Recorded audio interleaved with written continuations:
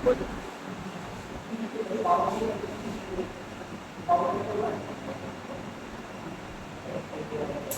Back my YouTube channel ऐसे सादा question centre में आप सभी विद्यार्थियों का हार्दिक अभिनंदन करता हूं। मैं रंजन कुमार आज आप लोग की बीटी स्टूडेंट्स क्लास 12 काव्यखंड का लेसन 2 पद 2 लेसन है। एक है पद कृष्ण भक्ति के बारे में, एक पद है राम भक्ति के बारे में। कृष्ण भक्ति के बारे में सूरदास लिखे जो हम आज आपके सामने पढ़ाने वाले हैं। इसके बाद वाला वीडियो में पद आएगा जो तुलसीदास जी के द्वारा राम भक्ति के बारे में आएगा। ठीक है, तो हम स्टार्ट करते हैं कि क्लास 12 हिंदी काव्यखंड। ऐसे हम डेली आपको लाइव चला रहे हैं, लेकिन आज कुछ कारण से हम लाइव नहीं आ रहे हैं। जिसमें लाइव आए थे टेक्निकल प्रॉब्लम हो गई, लेकिन बच्चों को दिक्कत ना हो इसलिए हम इस वीडियो को रिकॉर्डिंग वीडियो करके आपको डाल दें। ठीक है, तो आज तक देखना ना भूले, क्योंकि आपकी मेहनत हम ना चाहते हैं कि आपके एग्जाम पास आ रहे हैं और आपको सिलेबस समाप्त। ठीक है, इसके लिए एक बार अगर आप पहली बार में चैनल पर नए हैं तो चैनल को सब्सक्राइब तो कर ही लीजिएगा और जल्दी से एक प्यारा सा कमेंट कर दीजिएगा प्यारा। तो देखते हैं कि पद जो है वह सूरदास जी के हैं। संपूर्ण हिंदी अर्थ हम चलेंगे इसमें, याद रखिएगा पद में संपूर्ण हिंदी अर्थ के बारे में इसमें हम देखने वाले हैं। जैसे यहाँ देखिए कि सूरदास जो है जिनकी आयु को देखा जाता है तो 1478 ईस्वी में अनुमानता रहा है, यानी कि फिक्स बताया नहीं गया है, लेकिन एक अनुमान है कि इनकी जो जन्म हुई थी 1478 ईस्वी में हुआ। अब मृत्यु लेकिन फिक्स है 1583 से, यानी सूरदास की मृत्यु कब हुई थी तब 1583 में, और सूरदास का जन्म कब हुआ 1400 याद रखिए 78 से। कहाँ हुआ था तो दिल्ली के निकट सिही नामक गांव, याद रखिए। यानी सूरदास का जो जन्म हुआ 1478 ईस्वी में, लेकिन कहाँ हुआ तो दिल्ली के सिही नामक गांव, दिल्ली के पास एक सिही नामक गांव है, उसी गांव में इनकी जन्म हुआ। कहता है इनकी शिक्षा कैसे प्राप्त हुई तो स्वयं अध्याय और ज्ञान अर्जन, यानी खुद से पढ़ लिख, यानी दूसरे टीचर के पास नहीं गए। जैसे आप लोग पढ़ रहे हैं, हम पढ़ा रहे हैं, आप लोग के सारे डाउट को हम क्लियर कर रहे हैं, उसी तरह से ये जो है स्वयं अध्याय मैंने खुद से पढ़े और ज्ञान अर्जित किया। काव्य रचना एवं संगीत का ज्ञान, काव्य रचना एवं संगीत का ज्ञान इनकी प्रमुख है। ठीक है, याद। इसके बाद अभिरुचि मतलब रुचि क्या था तब पर्यटन थे, घूमने में ज्यादा मन लगाते थे, सत्संग देखने में बहुत अच्छा लगता था।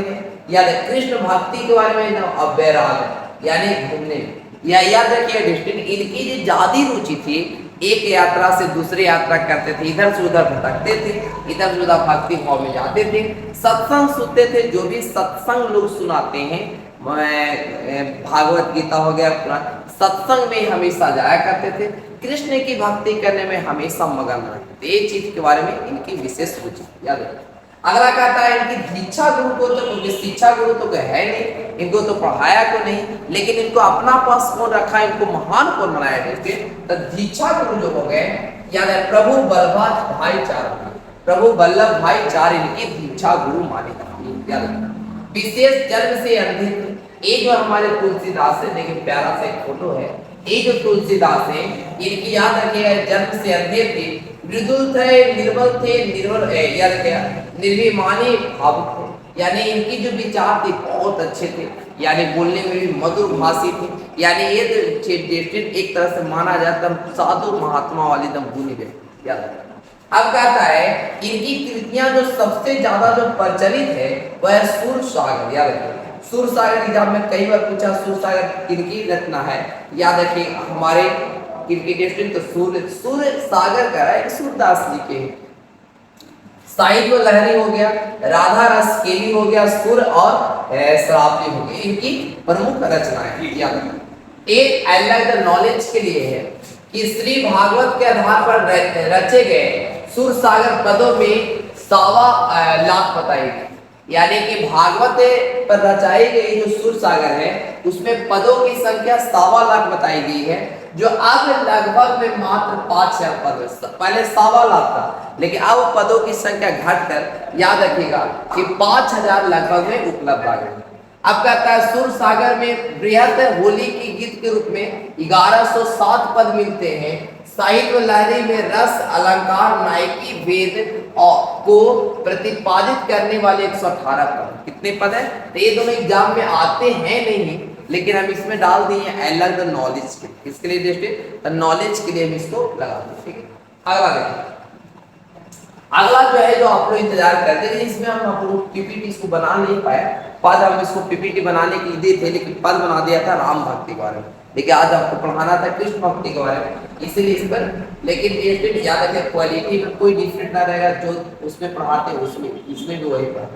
देखिए यानी कि कृष्ण भगवान के बारे में याद रखिए, आपको पूछेगा एक ऑब्जेक्टिव कि ये जो सूरदास जो है, आप बताइए सूरदास जो है ये जो पद लिखे हैं कौन से रस में लिखे हैं? तो वात्सल्य रस में। याद रखिए एक कई बार एग्जाम में पूछे, वात्सल्य रस में लिखे हैं।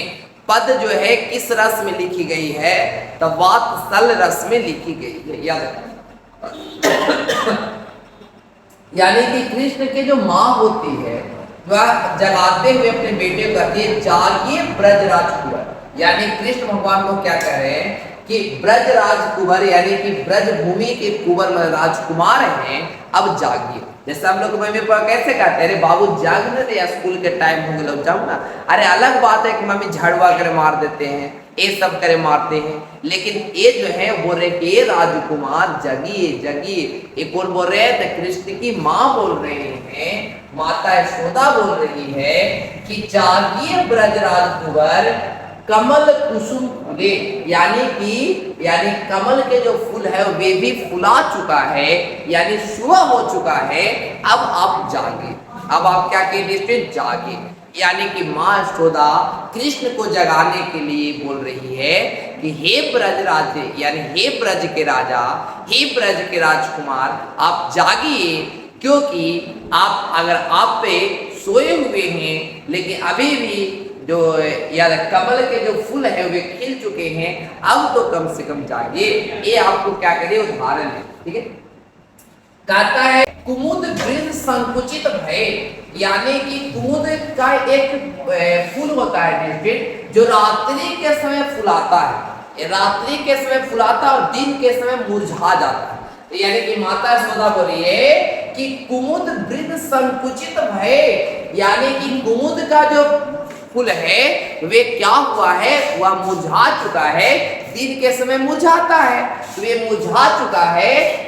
वृत लताएं भूले, और लताएं भी जो हैं वे अपनी रास्ता भुला चुका है। लताएं कभी देखिएगा, यानी कि जो मान लीजिए कि जैसे कि कोई अगर हम लोग रोकते हैं लौका उका रोकते हैं, तो उनकी जो लताएं हैं रात्रि में बड़ी तेजी से बढ़ेंगी, और सुबह में देखिए इधर लटका है, इधर लटका है, इधर लटका है, मैंने सुबह में वह क्या करते हैं? अपना रास्ता भूल जाते हैं। रास्ता क्या करते हैं? भूल जाते हैं। तो ये कहता है कि हे ब्रज राजकुमार, अब जो कुमुद के जो फूल हैं वे मुरझा चुके हैं और लताएं अपना जो है वह रास्ता भुला चुके हैं। याद है, इसलिए अब आप जागे। अब आप क्या के जागे। और कहता है तमचुर खग रोग सुनहि, जिस तरह से रोज जो है याद रखिएगा मुर्गा के आवाज सुनाई देता है। सुबह में मुर्गा गांव में रहते हो, गांव में अगर रहते होंगे तो सुबह में मुर्गा का आवाज सुनाई देता है, उसी तरह से कहता है तमचुर मतलब होता है मुर्गा, खग रोग सुनहि यानी मुर्गा का आवाज भी आ चुका है। बोलत बन राई, और वन में जितने भी जीव हैं वे सब बोल रहे हैं। वे सब क्या कर रहे हैं? बोल रहे हैं, यानी कि सभी लोग जाग चुके हैं। जागेगा था ना बोलेगा, सुतला में कोई आदमी बोलता है। तो ये कहता है तमचुर खग रोग सुनहि बोलत बन राई, यानी जितने भी जीव हैं वे सब बोल रहे हैं, यानी सभी लोग जाग चुके हैं। इसलिए हे ब्रज राजकुमार अभी आप जाग जाइए। रंभाती गौ खरखनी में, यानी खरियान में अगर गाय बांधा हुआ है तो रंभाती है, रात में न रंभाएगी, सुबह में रंभाती है। काला तो खाना खाने के लिए। तो गाय भी जो खरियान में बांधी गई है वे भी रंभा रही है, वे भी अपना भोजन मांग रही है। और बछड़ा ही दाई मतलब होता है, बछड़ा जो है अपनी माँ में से दूध पीने के लिए क्या है? उतावले हैं और दूध पीने की कोशिश करते हैं।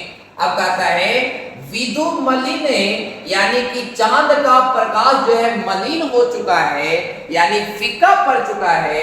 रवि प्रकाश यानी सूर्य, रवि मतलब होता है सूर्य, यानी सूर्य के प्रकाश के सामने चंद्रमा का प्रकाश फीका पड़ चुका है, जिसके कारण जितने भी नर नारी हैं वह सुबह में पूजा पाठ कर रहे हैं। गावत नर नारी मतलब हो गया सुबह में भगवान प्रार्थना कर रहे हैं, विष्णु भगवान की पूजा कर रहे हैं, कृष्ण भगवान की पूजा कर रहे हैं, यानी सभी देवी देवता की क्या कर रहे हैं, विष्णु पूजा कर रहे हैं। अब कहता है सूर्य श्याम प्रात उठो, हे सूर्य, हे बेटे, कृष्ण भगवान की मां बोल रही है, हे सूर्य श्याम प्रात उठो, यानी कि तुम सुबह उठो और याद रखिए अम्बुज कर धारी, मतलब अम्बुज मतलब होता है, याद रखिएगा कमल के सिंहासन को अम्बुज बोलाता है। हे राजकुमार, हे कृष्ण, तुम सुबह उठो और कमल के सीट पर विराजमान हो। कमल के सीट पर क्या हो, विराजमान हो। अगर अपना लैंग्वेज बोलाता है, देहातिया लैंग्वेज समझावे तो ध्यान सुनिएगा। कहने का अर्थ है प्यारे कि हे ब्रजराज कुंवर, अब आप जागिए, क्योंकि कमल के फूल भी खिल चुके हैं और कुमुद का वृक्ष, जो कुमुद का जो फूल होता है वह मुरझा चुका है, लताएं भी रास्ता बुला चुकी है और सुबह में याद रखिएगा मुर्गा का आवाज के साथ साथ जितने भी जीव है, जितने भी बनराई हैं, उनका आवाज आ रहा है और खेत खलियानों में जो गाय बांधी हुई है वे भी रंभा रही है और बच्चा दूध पीने के लिए उतावले हो रहे हैं। यानी कि चंद्रमा का प्रकाश अब मिट चुका है और सूर्य का प्रकाश आ चुका है, जिसके कारण से सभी जितने भी नर नारी हैं वे सुबह में भगवान की आराधना कर रहे हैं, पूजा पाठ कर रहे हैं। इसलिए हे कृष्ण, तुम उठो, जागो और अपने सिंहासन पर विराजमान हो। अपने सिंहासन पर क्या हो, विराजमान। अब कहता है जैसे कृष्ण उठते हैं तब सबसे पहले क्या करें, खाना खाएं। क्या करें, खाना खाएं, और बाद में गाय चराएं। ठीक है, तो यानी कहता है जेवत श्याम नंद की कन्या, कन्या मतलब होता घोड़, कन्या मतलब क्या होता घोड़, यानी कृष्ण मोहन उठते हैं और कृष्ण मोहन उठकर नंद मतलब होता है नंद जी, किनको कहा गया है, तब कृष्ण मोहन के पिता को नंद नाम है और माता को यशोदा नाम है। यानी कृष्ण भगवान के जो पिता हैं उनकी गोद में जाकर क्या करते हैं, देखते बैठ जाते हैं। यानी कि खाना खाने के लिए कृष्ण जो है अपने पिताजी की गोद में जाकर बैठ जाते हैं। अब कहता है कछुत खात कछु धरनी गिरावत, यानी कुछ खाते हैं और कुछ जमीन, धरनी मतलब होता है जमीन पर क्या करते हैं, गिराते हैं। यानी कुछ खाते हैं, अपने से खा रहे हैं और कुछ जमीन पर क्या करें, बच्चे लोग देखते हैं खाते हैं, कुछ छुट्टे जमीन पर। छवि निरखती नंद रनिया, यानी कि कृष्ण भगवान के जो बेटा है, याद रखिएगा कृष्ण भगवान के जो बेटा है, याद रखिएगा कि कृष्ण, याद रखिएगा यानी कि कछु खात कछु धारनी गिरावत, यानी कुछ खाते हैं और कुछ जमीन पर क्या करते हैं, गिराते हैं। जिसको देखकर नंद रनिया मतलब होता है कि नंद की रनिया जो है, माता यशोदा जो है, कृष्ण की माता यशोदा जो है, वे क्या कर रहे हैं, ये छवि को निरख रहे हैं। ये छवि उनको बहुत अच्छा लगा, दूर से क्या करे, निखार रहे, दूर से क्या करे, निखार रहे। अब कहता है बड़ी बड़ा बेसन बहु भातनी व्यंजन विभिन्न अगनिया, यानी कि आंगन में बहुत सारे खाने वाली चीज जो है वह रखा हुआ है। आंगन में बहुत सारी चीज खाने वाला है रखा, बड़ी है, बड़ा है, बेसन से बना हुआ चीजें हैं, यानी बहुत सारे भात हैं, सब्जी हैं, विभिन्न प्रकार के सब्जी हैं जो आगनिया मतलब होता आंगन में रखा हुआ है। कहता है दारत खात, यानी कि खूब क्या करते हैं, यानी कि याद रखिएगा, यानी कि ज्यादा खाला पर ढकार आता है, ढकार लेते हैं, ढकारते हैं और खाते हैं। लेत अपने कर, यानी अपने से भी लेते हैं, जो भी सब्जी ऊपर रखकर अपने से लेते हैं, ढारते हैं, याद रखिएगा। अब कहता है अपने से क्या करते हैं, फिर सब्जी को ढारते हैं, लेते हैं। रुचिर मानत दही दुनिया, यानी कि उनका जो रुचि है वह दही दुनिया में ज्यादा लगता है, माखन जो इसीलिए दही का, यानी कि माखन उनको खाने में बहुत अच्छा लगता है। अब कहता है मिश्री दधी माखन मिश्रित करे, यानी मिश्री दही और मक्खन को क्या करते हैं, मिलाते हैं। मिश्रित मतलब होता है मिलाना, यहाँ मिश्रित मतलब मिलाना, और यहाँ मिश्री मतलब जो दूध जो होता है ना मिश्री, मिठाई, जो मीठा चीज उसको बोलते हैं मिश्री। तब मिश्री हो गया, जिसको बाद में मान लीजिए कि मीठा वाला ना, मीठा से गोला मिश्री टाइप का उसको, तब मिश्री हो गया, दही हो गया, माखन को क्या करते हैं, मिश्रित करते हैं, मिलाते हैं, और मुख नावत छवि धनिया, और अपने मुख में नाते हैं, जिनके उनकी माता देखकर बहुत खुश होते हैं, बहुत क्या हो जाते हैं, खुश हो जाते हैं। आपुल खात नंदमुख नावत, यानी यह जो है माखन मिश्री जो है अपने खाते हैं, और कृष्ण जो है याद रखिएगा अपने पिता के मुंह में वे क्या करते हैं, लिट्टिन डालते हैं। जो छवि कहत न बनिया, जिनकी प्रशंसा कही जो है कृष्ण की माँ जो है, जिनकी प्रशंसा कही तो थकते नहीं है।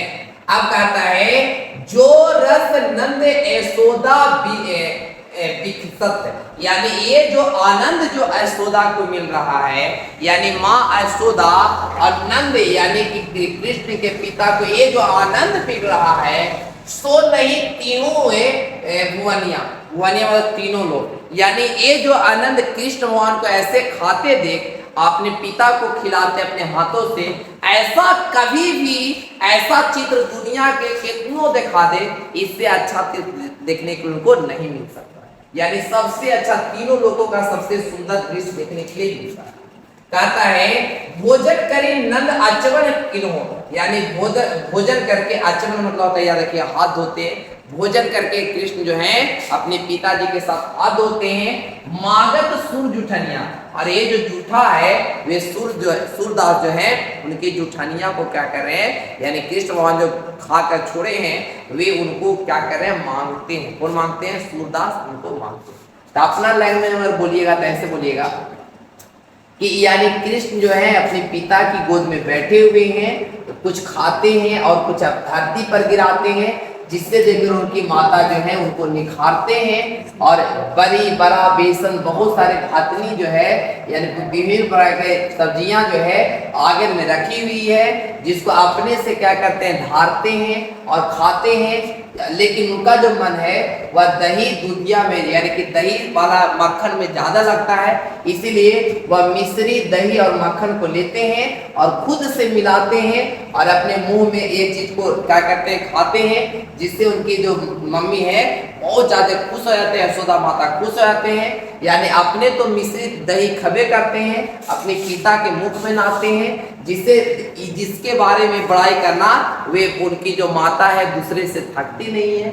यानी कि जो आनंद एक दृश्य को देखकर नंद और यशोदा को मिल रहा है, तीनों लोक में और कहीं मिलने वाला नहीं है। यानी जैसे भोजन करके वह अपना हाथ धोते हैं अपने पिताजी के साथ, तो जो जूठा है वे सूरदास मांग रहे हैं कि हे प्रभु वे जूठे को हमें दीजिए, हम प्रसादी समझ के उस जूठे को खाएंगे, जिससे हमारा भी कल्याण हो।